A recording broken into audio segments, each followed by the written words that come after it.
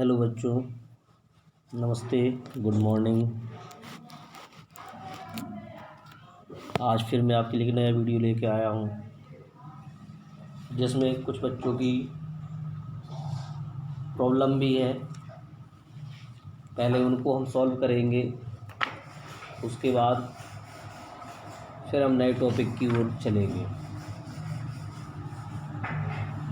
जैसा कि कल हमने आपको कुछ HW दिया था,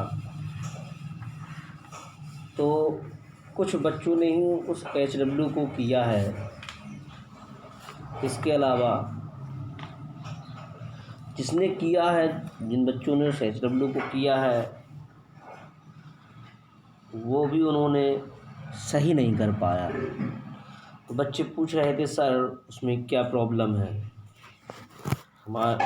हमने जो किया है उसमें गलतियां क्या है। तो देखिए बेटा, हम आपको बताने जा रहे हैं कि हम आपको सेल डिवीज़न सिखा रहे हैं। तो सेल डिवीज़न में क्या होता है, ये बहुत ही मोस्ट इम्पॉर्टेंट है, तो इसलिए आप इसको सीख लें। सेल डिवीज़न में जैसा कि हमने आपको बताया था कि बोहरवरी ने कितनी कक्षाएं ली थी, 4, KL M और N। ठीक है, K में अधिक से अधिक भर सकते हैं 2, L में 8, M में 18 और N में 32। ठीक है, इस रूल से हमको चलना था। लेकिन इससे पहले जो एक साइंटिस्ट थे हमारे, न्यूलैंड,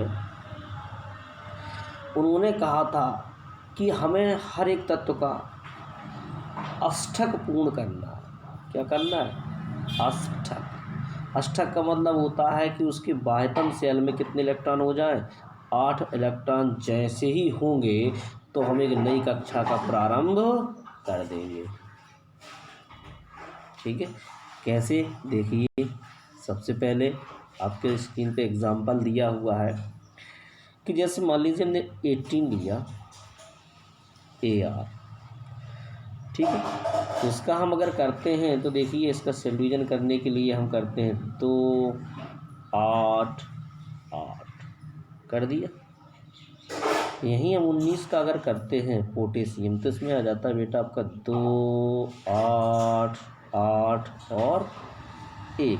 देखिए, यहाँ अष्टक पूर्ण हुआ और यहाँ 19 में आके एक नई कक्षा का प्रारंभ हो गया है। किसने कहा था? न्यूलैंड ने। अष्टक पूर्ण करने के बाद एक नई कक्षा का प्रारंभ होगा।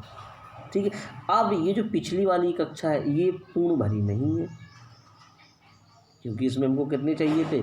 2 8, इसमें चाहिए हमको कितने? 18।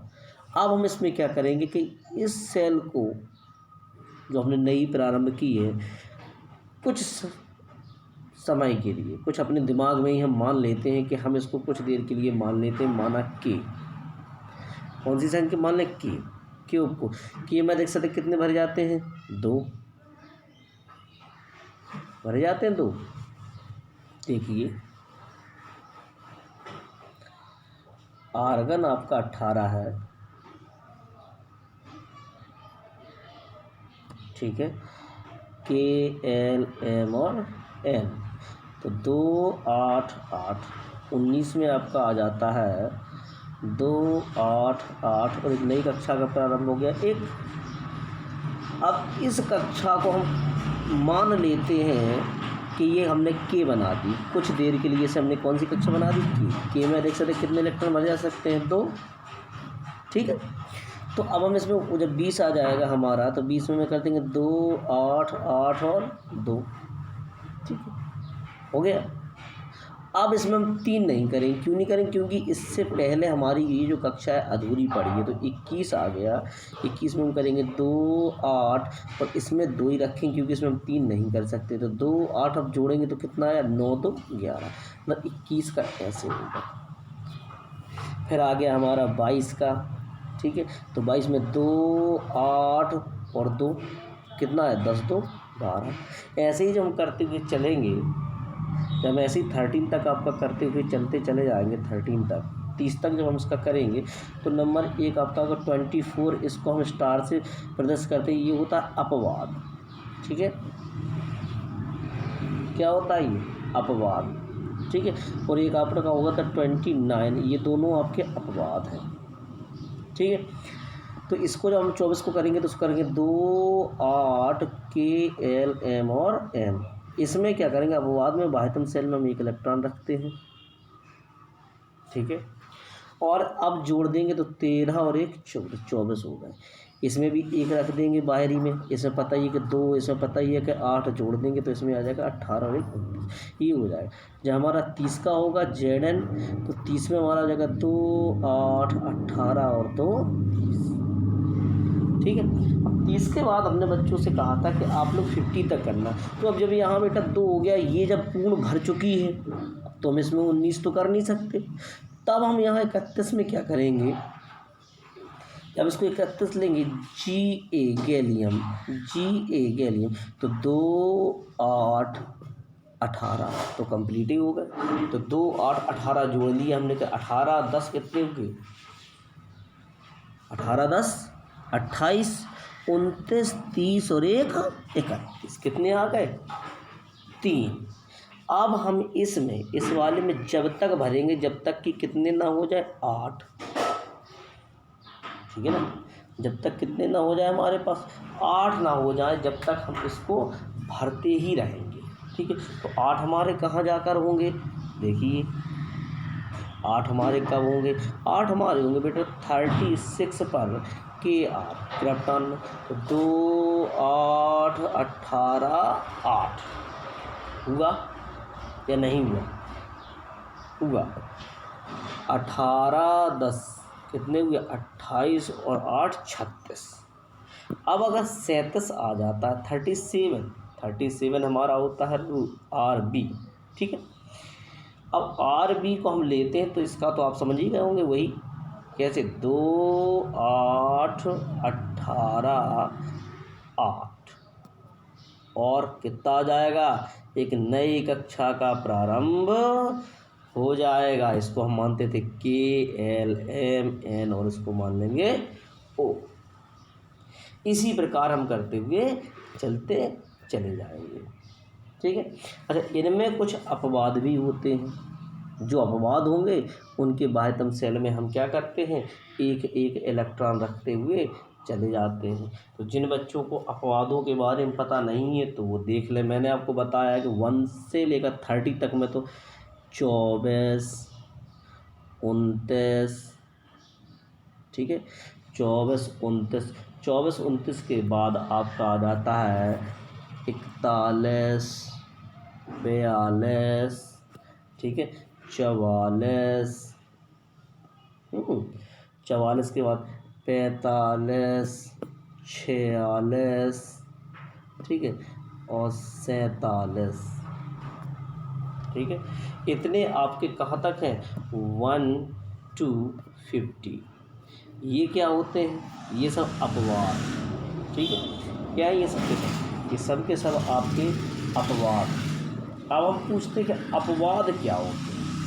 अब ये बहुत बड़ी एक बात आती है, सर अपवाद क्या है, बार बार हम आपसे कह रहे हैं कि ये अपवाद है अपवाद है। फिर अपवाद होता क्या, अपवाद जो होता है उसको हम इंग्लिश में बोलते हैं एक्सेप्शन। ठीक है, क्या बोलते हैं, एक्सेप्शन। देखिए अपवाद, ठीक है अपवाद को इंग्लिश में बोलते हैं EXCEPTION, एक्सेप्शन।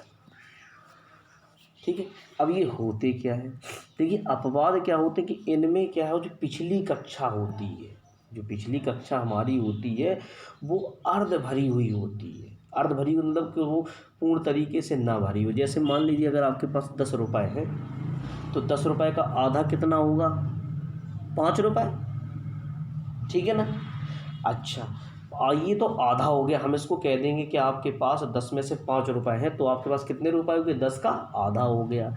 अगर हम आपको 7 रुपये दे दें तो आप क्या करें, या हम आपको 6 रुपये दे दें, मान लीजिए हमने आपको 6 रुपये दिए तो आप क्या कहेंगे, तो हम ये पूछेंगे कि आप कितने रुपए हैं, यहाँ पे 10 का कौन सा भाग बताइए। तो अब ना तो इसमें तो आधा पौना तो चलता नहीं है, वरना बहुत से लोग नहीं होता कि 100 रुपये का अगर 50% आपको दिया तो 75% हो जाएगा, है 75 रुपये। तो ऐसा कुछ नहीं है इसमें। क्या कि जो 6 होता है, 6 अस्थाई हो जाएगा। कोई स्थाई इसको एक पॉइंट नहीं मिल रहा है इसको कि क्या है क्या नहीं है, ठीक है। तो स्थाई इसको नहीं मिल रहा तो फिर क्या होगा, तो इसको हम क्या कहेंगे, तो इसी को हम बोलते हैं अपवाद, ठीक है।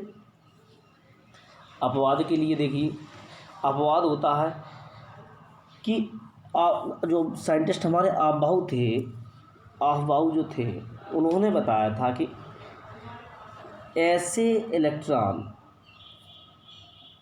जो इलेक्ट्रॉनिक विन्यास करने के बाद, ठीक है, आधे भरे हुए होते हैं। तो आप सभी ने जाना होगा कि अपवाद क्या है। अपवाद में क्या होता है, जो हमारी पिछली कक्षाएं होती हैं, जो पिछली कक्षाएं होती हैं वो कैसी होती हैं, या तो आधी भरी हों, ठीक है, मतलब 10 का आधा 5, या फिर 10 का 6। तो ऐसी अगर उनमें इलेक्ट्रॉन होते हैं, जैसे मान लीजिए हमको जिसमें 10 भरने हो, अब उसमें 5 भरे हों या 9 भरे हों मान लीजिए, तो ऐसी कक्षाओं को हम क्या कहेंगे, अस्थाई बोलते हैं।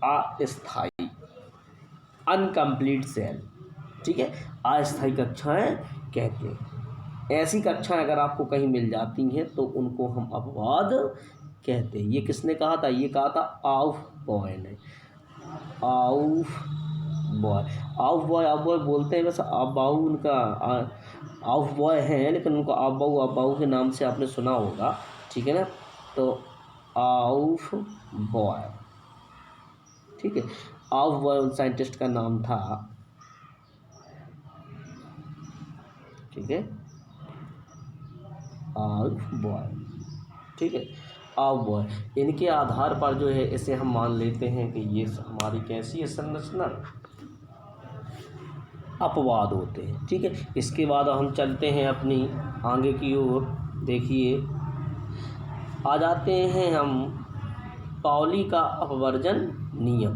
पाउली का अपवर्जन नियम, पाउली जो साइंटिस्ट थे उन्होंने कहा था, अभी आपने कल, जैसा कि कल आपने पढ़ा था क्वांटम संख्या, क्वांटम संख्या आपकी कितनी थी, 4, कितनी थी, 4, N, L, M और S, ये चारों क्वांटम संख्या है। इसी के आधार पर देखिए पाउली का नियम है। पाउली कहते हैं कि किसी भी परमाणु, कोई भी परमाणु हो, hydrogen, helium, lithium, sodium, potassium, XYZ, जो भी आपका दिया गया है 1 से लेकर 30 तक, हमने आपको पढ़ाने के लिए 118 एलिमेंट हैं, इसमें से कोई भी आपको अगर परमाणु दिया जाता है तो किसी भी एक परमाणु के 2 इलेक्ट्रॉन कि चारों क्वांटम संख्याओं के मान समान नहीं हो सकते। चारों क्वांटम संख्याओं के मान, ये कैसे निकाला जाता है, चारों क्वांटम संख्याओं के मान कैसे होते, देखिए N, L, M और S, ठीक है, ये इनके मान निकाले जाते हैं। जब आपके इसके क्वेश्चन आते हैं तो वो पूछ देता है कि 3p3 इलेक्ट्रॉन की अंतिम इलेक्ट्रॉन की चारों क्वांटम संख्याओं के मान ज्ञात कीजिए। तो इनके मान क्या है, एक जैसे नहीं आएंगे। क्या कह रहा है वो, दिखाई दे रहा है आपको, किसी भी परमाणु में 2 इलेक्ट्रॉनों की चारों क्वांटम संख्याओं के मान समान नहीं हो सकते। ये एक उपकोष दिया है P, अगर इसमें 3p3 यहाँ 3p2 हो जाए तो क्या एक जैसे ही आएंगे, नहीं आएंगे, इनके मान बदल जाते हैं, ठीक है। उसके बाद आता आउफबॉय।